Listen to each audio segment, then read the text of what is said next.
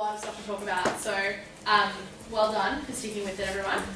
What we're going to do now is talk quickly about global institutions, e.g. the WTO, the IMF and the World Bank. And thanks to Ryan Tom's request, we're also going to talk about a bunch of regional organisations and look at kind of a couple of different models for how regional integration might operate if you were going to engage in it. So, and there you go, that's what I just said.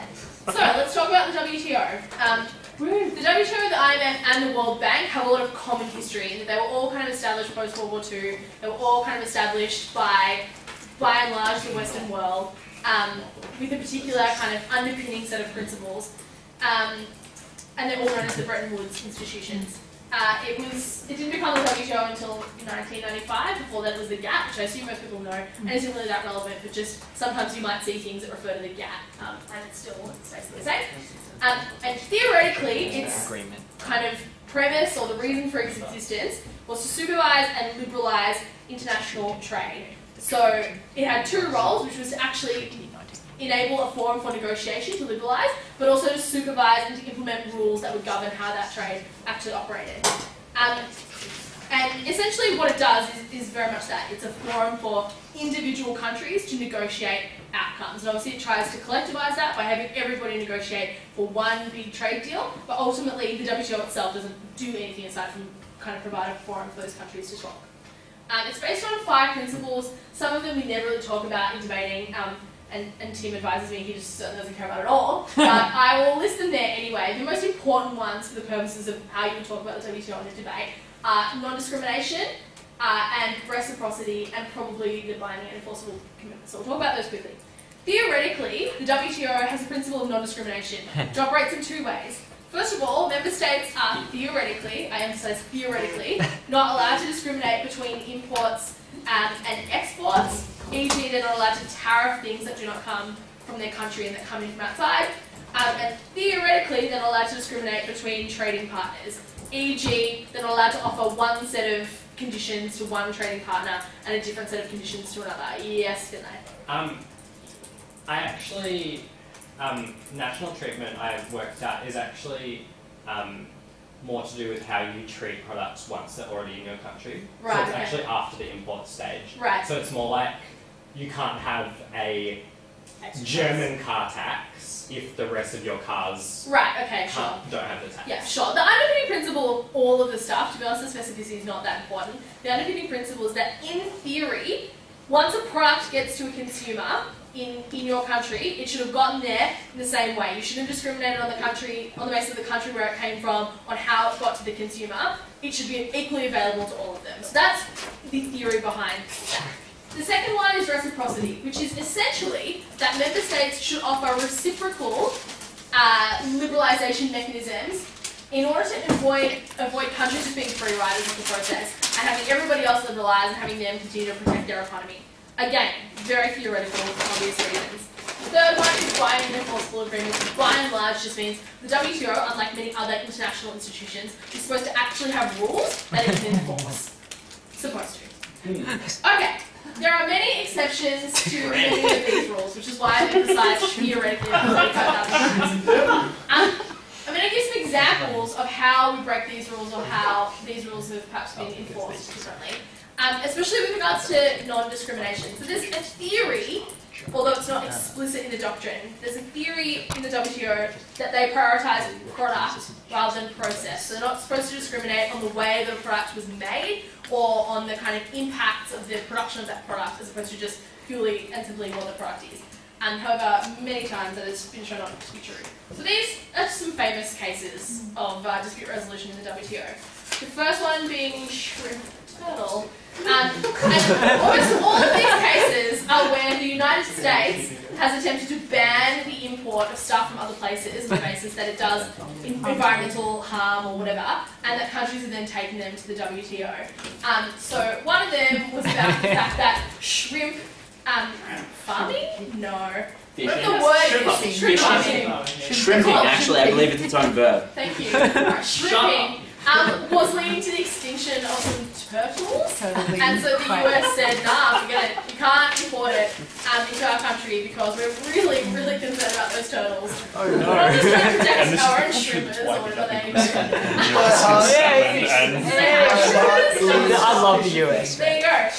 So that's like one relatively famous case where the US, I think, they won that and they didn't have to import the shrimp because they were protecting the turtles. Another quite similar case is about stopping the import of some tuna that was potentially killing some dolphins.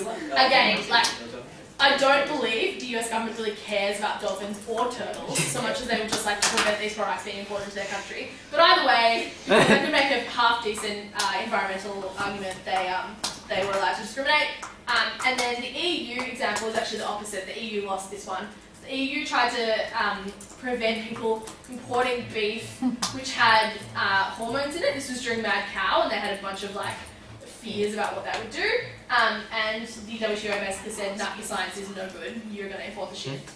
So importantly, there are a whole bunch of things that influence whether or not those theoretical rules are actually held up. The two most famous rounds of trade negotiations, and I'm kind of just saying this because I think it's important to know what people mean when they talk about it, were the Uruguay round and more recently the Doha round. I'm going to give you a quick overview of what they were. So basically what happens is the WTO launches a round of negotiations with a particular aim, like a theoretical aim of what it's going to do. Countries negotiate over a whole bunch of stuff and hopefully come to a resolution at the end of that round, and then it launches another round of negotiations.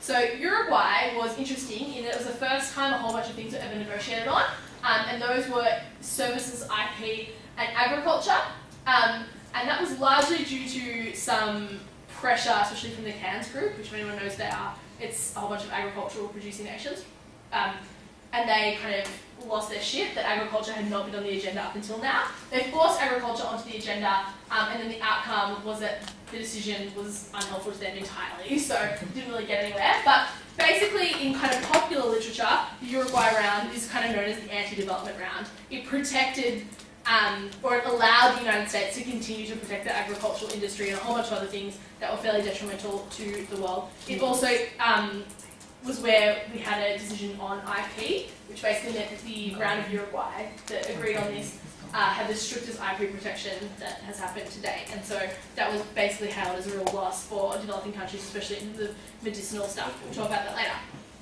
Doha, which started in 2001 and is yet to reach a conclusion and probably unlikely to reach a conclusion, is because, the reason for that, is because the major thing we've been talking about is agriculture. And unsurprisingly, there are two incredibly different sets of interests with regards to agriculture in the world. There's kind of what I'm actually going to call the developing world in this instance, which is pretty much everybody in the world that is not the US and the EU. And then on the other side, you have the US and the EU. Obviously, they want to continue to hugely subsidise the agricultural producers. The rest of the world doesn't really think that's fair. Unfortunately, this negotiation has gone basically nowhere because nobody's going to change their position. The US and the EU are certainly not going to stop subsidising their agricultural producers. The rest of the world is certainly not going to just give in on that because it's obviously hugely important to most of their exports. So that's basically why we've gotten exactly nowhere with the current round of negotiations. And there's been a whole bunch of other kind of deal breakers as well. For example, TRIPS, which we'll talk about in 1 second. Actually, we'll talk about now. So, TRIPS is, in its full name, the trade-related aspect of intellectual property rights. And basically this is the charter or the agreement or whatever that determines the intellectual property stuff in the WTO and forces countries to recognise the IP of other countries. The only reason why this is kind of important or comes up in debating quasi-often is because it has impacts whether or not you're able to produce generic AIDS drugs. That's essentially the biggest issue with regards to this, by virtue of being, by virtue of having huge recognition of IP, makes it quite difficult for people to produce generic drugs and sell them in the third world. Obviously, most people in the developing world cannot afford AIDS drugs that are manufactured in the Western world. However, there have been some loosening of those agreements, and now you kind of can sell generics, but it's under a whole bunch of like regulatory fuss, which means it's fairly difficult to do still. The US's response to all of the complaints was basically to just start producing generics themselves and selling them cheaply so that they could avoid giving up on all the intellectual property protections, which they obviously like quite a lot. So you can read a little bit more about that if you're interested. The other thing I want to talk about quickly is the fact that the WTO has a dispute resolution mechanism, which I've already spoken about a little bit in terms of a couple of kind of famous examples of things that have been done, but it does mean that, kind of in theory anyway, the WTO has a little bit more oomph than other international institutions in that you can actually bring a complaint against a country that you think is doing the wrong thing, and sometimes you actually win. So there's a link, there was a link to the page on their website that talks about all of the different disputes that have been made. It's quite funny to look at because, I mean, 50% of the disputes are made against the United States. And so it's kind of an interesting thing to track, and the EU. But I mean, a lot of smaller countries do make complaints, and a lot of them are upheld. So the dispute resolution mechanism is good in that way. The reason why it's bad, however, is because ultimately big countries can just not follow through. If they continue to do it, the way the provision works is that the WTO will allow you to retaliate in terms of trade. It will allow you to erect trade barriers. It will allow you to do things that normally wouldn't. Obviously, if you are like Tuvalu and you're trying to do that against the United States, they don't give a shit, and so if they don't actually respect the ruling of the WTO's dispute resolution mechanism, you're unlikely to get anywhere. However, that being said, as I said, sometimes those countries actually do buy into it and they actually do kind of stop doing it, which is really good. Are there any questions about the WTO quickly? Yes? Is it the WTO where certain nations around the world are getting shittier with Australia's packaging regulations, or is that another international organisation? Oh, no, it would be the WTO anywhere. I haven't heard a lot about it, but no, it certainly surprised me. After the war last year when Blocs talked about it and instituted it, you haven't heard much, but there was talked about places like Ukraine and some small Caribbean nations. Yeah, Caribbean nations are all about leveraging complaints against Australia. It's like, we just fight each other about bananas. I think it was an argument that they were going to try to bring a case through Hong Kong to go after Australia, but yeah, Australia's pretty confident that the UN won't be involved, but we do have a special trade relationship with Hong Kong, which allegedly creates the legal opportunity for that to be challenged. God. Yes. So, we're going to do a quick case. The International Monetary Fund also is part of the Bretton Woods institutions, and we spoke about already. To quickly clarify some things, unfortunately Beavis has left, so this might not have the same effect. In terms of the voting of the IMF, and I will subsequently talk a little bit about the World Bank. People often confuse this in debates and say that it's purely on the basis of contribution. That's the way that votes are worked out. Basically what happens is you say to countries, give as much as you want and that will determine the votes. It's not exactly the case. It's done on the basis of a quota that's actually given to you as a country by the executive of the International Monetary Fund, and also similarly in the World Bank. So it's not a question of you just choosing how much money you want to hand over and how many votes essentially you'll buy. It's a question of them determining how much money you should give on the basis of a whole bunch of things, including but not limited to like your economic strength as a country. So the important thing about voting is that, as I said, you're assigned a quota that reflects supposedly your economic strength. You pay money and then you get proportionate votes. So in debates, it's regularly said, oh, if you want more power in the IMF, why don't you just give more money? Which is fine, except that you don't determine how much money you give, and they only every like 5 years actually reevaluate the quota to make it more accurate. So, for example, I think they did a reevaluation quite recently where they upped China's quota by like 58% or something. But for 5 years, China's vote was highly disproportionate to the amount of money or the strength of its economy. So it's a little bit different to how people often perceive it.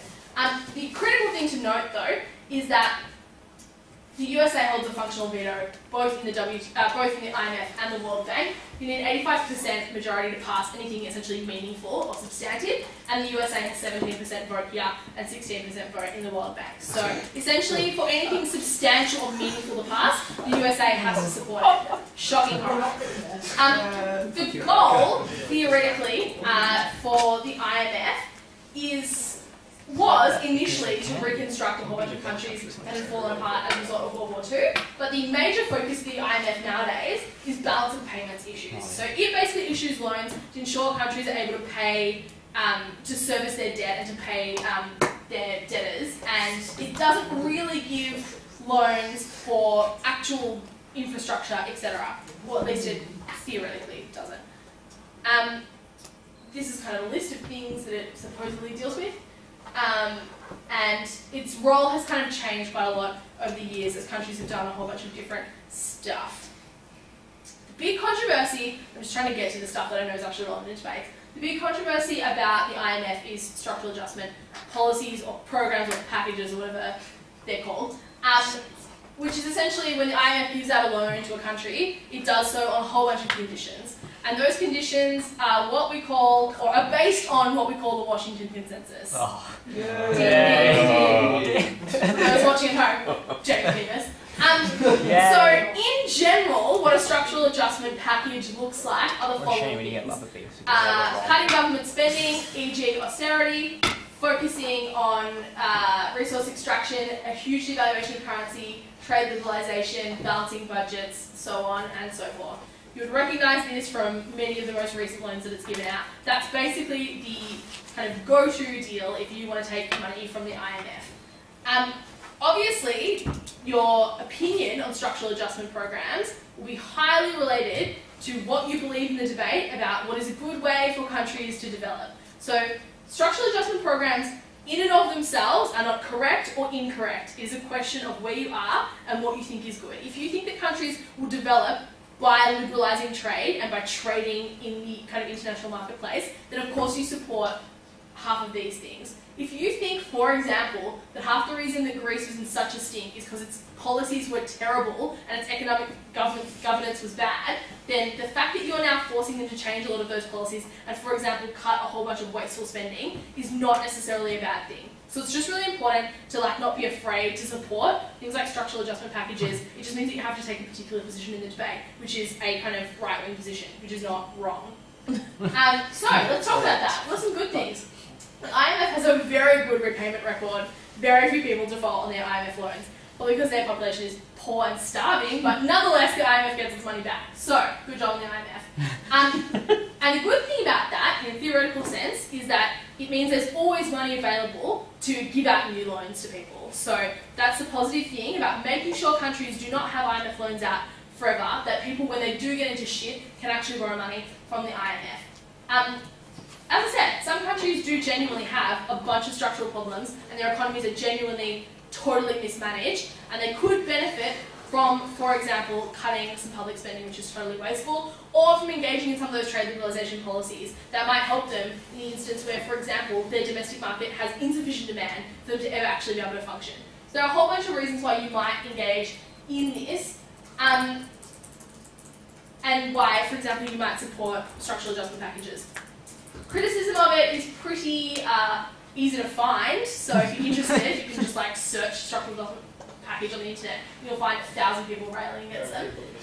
But in general, the argument goes that it's a one-size-fits-all approach, so they don't really look at the particulars of a situation or a country or their economic policy. They just presume that the same thing will work in every circumstance, which by and large isn't true. That it creates pretty serious political instability. Prime example there being Greece and the rioting and the potential for the entire country to fall apart.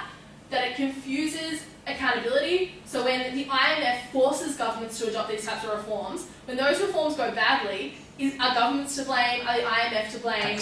Hot tip, often it's blamed on the IMF, even when governments themselves were doing the wrong things. Mugabe is a classic for explaining that the entire responsibility for the Zimbabwean economy is the IMF and its structural adjustment package, as opposed to him being a total psychopath. So it does confuse accountability. And there were some articles that I posted on Facebook which do this in a much more detailed sense if you're interested. An example that's often referenced about structural adjustment packages is the Asian financial crisis. This is the go-to example for anybody who's talking about it, which is haha, countries that didn't accept IMF loans recovered better in the Asian financial crisis, therefore all structural adjustment policies are bad all the time in every particular circumstance. It's not necessarily true. There were perhaps a particular set of circumstances which made that true in the Asian financial crisis, but nonetheless, it is true that Malaysia did recover more quickly than, for example, Thailand and Indonesia, who did take IMF loans. Malaysia staunchly refused IMF bailouts, and it recovered quicker. So arguably, as Tim was saying earlier, things like austerity are not a great way to recover your economy, and that is reflected in that reality. Structural adjustment policies, though, have also happened in a whole bunch of other circumstances, e.g. the modern examples of Greece and other European countries. They've been quite prevalent in Africa. There have been a couple of examples of them being quite good, but by and large they've had similar problems as they did in the Asian financial crisis. Again, I say though, you can't just use like empirical examples. You need to actually give the reasons as to why they perhaps don't work that effectively, because obviously those things could be anomalies. Any questions about that? Yes? Like with the structural adjustment policies, are a lot of those problems, like all the instability it causes and blah blah blah, is that because do they implement them pretty rapidly, as in like all of it at once, not like over a stretched out period of time, which would obviously be shit, but like do they just do it? Yeah, I mean, they're pretty brutal, so yeah, I mean, certainly like Greece is a pretty good example where they just went in and slashed budgets and things like that. So, yeah. That's the rationale for not stop, like, you know, having a Because, I mean, I think because the longer you take, the longer you, the longer you like prolong that crisis as opposed to just getting in, fixing it, and, you know, taking the pain in the short term and having the economy recover. So, yeah, they're pretty brutal, but it doesn't necessarily mean they're always wrong. Finally, the World Bank. The World Bank's official goal is poverty reduction, so its focus is theoretically on the developing world exclusively, which is obviously not the case for the IMF. Many developed countries take loans from the IMF when they just have short-term balance of payments issues, so their focus is slightly different. The voting structure is almost exactly the same as the IMF, and essentially it's the same outcomes, although there is a gentleman's agreement that the World Bank president is from the United States and the IMF president is from Europe, but actually the reality is that, like, to be honest, America controls both of them anyway, so who do care? And once again, they have a functional veto, and nobody else has any power at all. Africa has 6% of the vote, so given it's the major recipient, or probably one of the major recipients of the loans, and only has 6% of the vote, you can understand why sometimes the way those loans are given are not necessarily in the interests, or certainly perceived to be in the interests of the countries who are receiving them. So that's perhaps a problem. This is an important question which I've asked myself in doing a lot of this research, which is, do they do actually anything at all that's different to the IMF? And the answer to that is basically not really. At some point they just kind of bled together, and now they by and large do very similar things. They both operate under the exact same economic principles of the Washington Consensus, e.g. trade liberalisation and all that stuff we spoke about already. As I said there, which is not in fact the voting structure. They have similar voting structures, as I said already. At best, they're different in that the World Bank focuses a little bit more on actual infrastructural projects and funding for specific stuff, whereas the IMF focuses a bit more on balance of payments issues and giving government support in that way. The World Bank, in a similar way to kind of the fact that there are a lot of famous examples of structural adjustment packages gone wrong, there are a plethora of famous examples of World Bank funded projects going quite badly, e.g. setting the Amazon on fire, a bunch of bridges burning down and falling over, which is perhaps a little bit grim. I like this. They were described as the lower circles of Dante's Inferno. So anyway, the World Bank has had some notable failures, which again doesn't necessarily mean it's incapable of giving out loans that might actually be useful. It perhaps means it should be a little bit more careful about what it does and where it gives its money. That's right. There are also a whole bunch of criticisms about the actual amount of capital that they keep on hand, which is very, very low. So, what reforms can we undertake? Oh no, this didn't say my edition, which is that they could abolish themselves. Tim's edition. So we could just give up on them entirely. Obviously the debate that we should abolish the WTO has been done quite a few times in my time anyway, so it's not as crazy as it sounds. Like, that debate does exist and it is around, so you should really think about whether or not you'd be able to talk about that. They can certainly have a more clearly enunciated role and actually know what they're supposed to do and perhaps kind of do it. Yeah, that's right.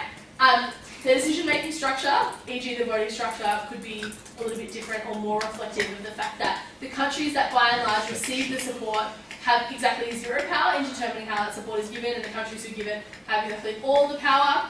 They could perhaps give up on some of the core principles, e.g. reciprocity in the WTO, which by and large will mean that it can never operate to actually help developing countries because they cannot be reciprocal. They do not have anything that's valuable enough in order to make that kind of work.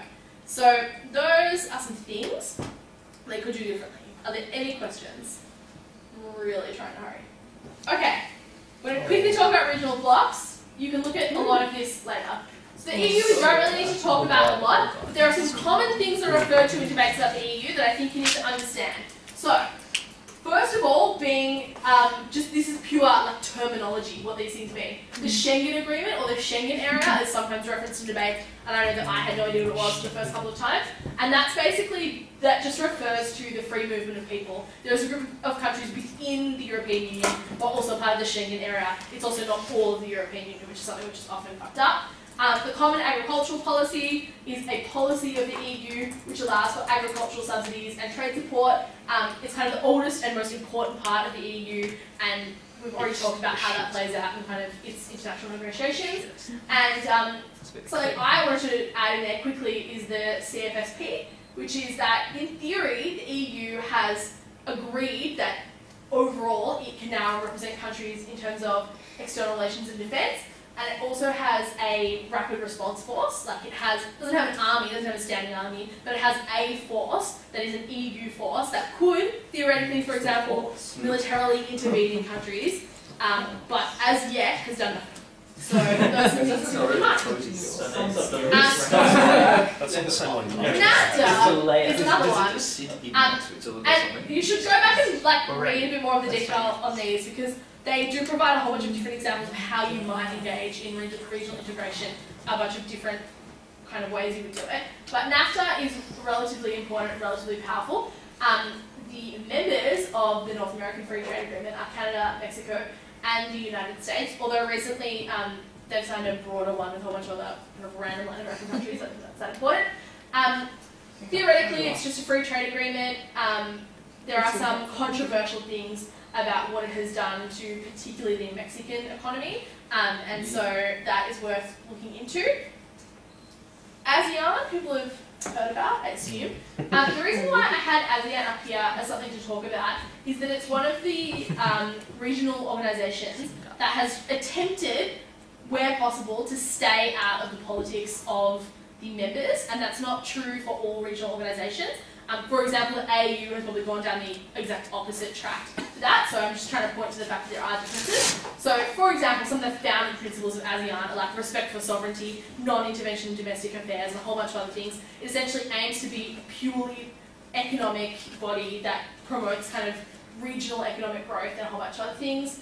And it's hoping to create a single market, and it's signed a bunch of free trade agreements, and basically all it does is advocate for the kind of liberalisation of other markets, which is going to help countries that are involved, and it doesn't try and engage in politics. Cancer group I spoke about really quickly. It's not that important. It's just a group that is essentially formed around one common thing, which is agricultural production, which also is the thing that underpins the G20. It's just different countries that exist in both. What I'm trying to get at there is this is a different type of organisation in that it's based solely on one common thing, and it advocates a very specific thing, which is for the European Union and for America to liberalise its agricultural production. So sometimes you don't have to have anything in common at all to get into a bloc, except for one small thing, and you'll just talk about that forever. OPEC is another type of regional organisation, or cartel, depending on what. But, you know, the important thing, exactly. The important thing is that it's been quite successful, I would argue, in doing perhaps what it was aimed to do or set up to do. It's pretty much helping everybody produces oil and fucking the rest of us. But yeah, so it's kind of some important things to think about because it's very, very powerful. Everybody knows about the 70s oil crisis. There have been many other instances where countries in OPEC or OPEC as a whole have fucked with international markets just kind of because they can. And they've recently broken the $1 trillion mark in terms of dollars. So they're a pretty powerful regional organisation. And obviously, especially in debates about, like, for example, things happening in the Middle East, I think it's important to consider the power of OPEC. The AU is my favourite of all the things. So I won't talk about this a lot, but the AU AU has essentially tried to mimic the European Union in terms of its structure and in terms of what it aims to do. So it's got a fairly wide mandate. So it aims to both engage in kind of political integration to some extent in Africa, and also, probably more importantly, to engage in economic development of the member states. The really interesting thing about the AU is that it is basically very happy to get involved in the domestic affairs of countries, and that is evidenced by a whole bunch of things that they've done. For example, they've suspended a whole bunch of members on the basis of the fact that they've couped or their governments are unstable. They like pulled a real solid political move and gave Western Sahara a spot, and then Morocco left. So they're very political in the way they operate. They've undertaken a whole bunch of military interventions, some of which have been successful-ish and some of which haven't. That's potentially something to think about, though, in terms of when you're advocating for military intervention, who do you advocate to do it? And I certainly think the AU is one player that you might suggest could be good at engaging in these things. And kind of the issues to think about for the AU are actually relatively similar to the issues that are facing the EU. So the degree of political interdependence, or the degree of kind of overall coordination. Gaddafi wanted a United States of Africa, and so for a long time he pushed total integration, one government, largely because he just wanted to be in charge of it. But still, that stuff is on the table. There's still some pan-Africanists who are trying to kind of support that. The degree of economic interdependence, especially how they deal with all the regional groups in Africa. So there are a whole bunch of different economic regional groups in Africa, like ECOWAS and like SADC, which we're about to get to. And so there's a little bit of coordination in terms of what they do with those and which one takes precedence. And sovereignty versus peace. So for example, there are huge disputes in the AU about how much they're willing to intervene. The AU as a whole took an anti-stance against the no-fly zone, like in terms of the majority voted they didn't want a no-fly zone. However, there were some notable countries who spoke out in favour of the no-fly zone. For example, heroic Botswana, who was very in favour of it. So, that's that. And the final one I quickly wanted to mention was the SADC, just because some of you might remember that it was an entire topic at Worlds a few years ago, even though most people did not know what it was. So probably good that you know what it is, which is the Southern or the South African Development Community. It basically includes some notable countries, e.g. South Africa and Botswana, and then a whole bunch of very unnotable, very nothing countries, like, for example, Lesotho and Swaziland, which are not countries so much as dogs. But the reason the SADC is kind of an interesting case study is because it essentially, thank you Samuel, it essentially revolves explicitly around South Africa. So South Africa is like the hugest economy by, exactly, by about 1 million points. And so there's a question as to whether or not you can really have a meaningful regional organisation that is essentially a country and then a bunch of God knows what. So there are some things they've done that might have been good, although by and large it's just a way for South Africa to give aid to Lesotho and Swaziland and a bunch of other countries in coalition. And I didn't get to that, so forget about it. The point that I was trying to make, though, in terms of that regional integration stuff, even though I didn't really get to it because I rushed through it so quickly, was that there are a whole bunch of different models you might adopt. And so when you're proposing that, or if you're proposing it in a debate, you should think about what kind of organisation it's going to be, what it's going to do, what it will prioritise and what it won't do. And also when you're thinking about in debates, proposing that we do something, it's important to think about whether or not we should do it, whether or not there are regional bodies who might act to do it and might be better at doing it. Alright, that is the end.